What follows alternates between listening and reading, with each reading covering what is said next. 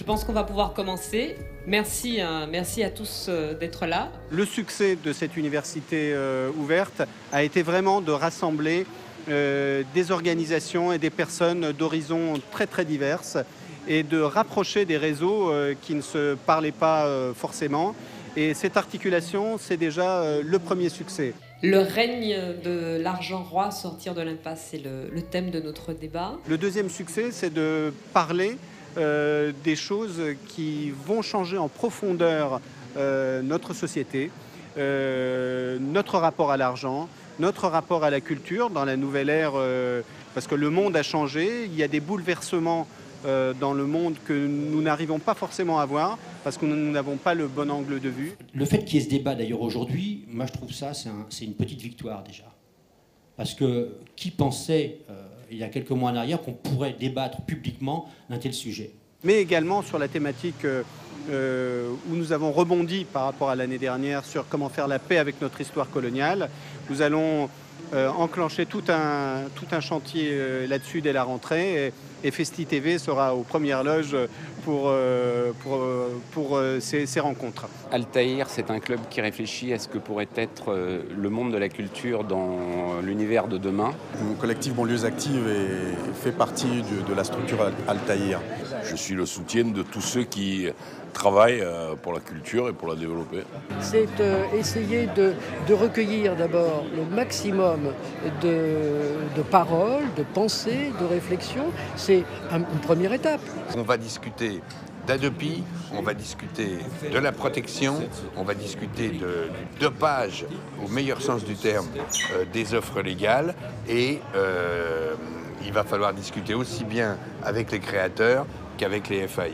Comme je dis, ce qui est bien dans ce genre de think tank comme Altaïr, c'est de solliciter des professionnels, mais qui ont aussi un discours sur leur pratique et sur leur profession. On vient débattre sur la culture, la diversité et puis la place de la diversité dans la culture. On lance les 3 grands chantiers. Le chantier de l'éducation artistique, qui est pour nous absolument prioritaire. La question de la loi sur la décentralisation pour essayer de repenser autrement le territoire artistique et culturel. Et puis la question de la loi d'orientation sur le spectacle vivant. Le monde est en mouvement, la société française, elle est en mouvement, les cultures évoluent parce que voilà, vous avez des nouvelles générations qui arrivent aussi avec des nouvelles choses. La culture française doit puiser dans sa jeunesse et dans sa diversité justement. La culture, c'est d'essayer de changer les choses définitivement établies et de trouver des cieux nouveaux, des territoires que les gens ne connaissent pas. Et c'est une oxygénation d'un monde qui est souvent étouffant. Je pense que c'est toujours intéressant de voir un petit peu émerger comme ça des mouvements d'interrogation, je ne dirais pas de contestation, mais d'interrogation, parce que c'est un peu ce que fait Altaïr. Altaïr interroge la société telle qu'elle va, sur la façon dont nous sommes organisés, la façon dont le monde va et la façon dont on peut changer tout cela. J'ai beaucoup de sympathie pour les combats d'Altaïr et j'étais très mobilisé par le thème d'aujourd'hui qui est la crise de la relation de la France au monde. Je pense qu'Avignon est un lieu de débat, d'agitation d'idées. Je pense que ça a une fonction importante.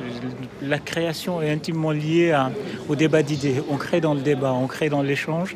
Donc c'est toujours un plaisir d'être là, d'échanger, de partager. Juste 2 mots aussi pour dire à tous les participants qui veulent donc être très actifs dans les débats, qui peuvent s'inscrire. Ils peuvent laisser leur mail et de cette manière-là, ils seront en contact permanent avec nous et ils participeront à l'élaboration de ces problématiques, notamment celle qui a été abordée aujourd'hui.